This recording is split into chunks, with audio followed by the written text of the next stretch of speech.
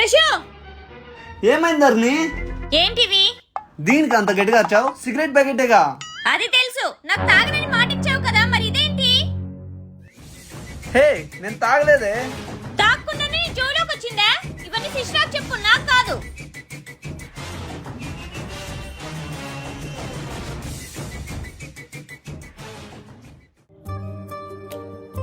ధర్ని, ధర్ని, హో ఇక్కడున్నావా?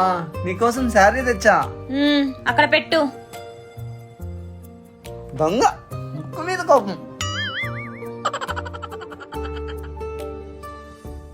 హాయ్, ఎంత బాగుంది.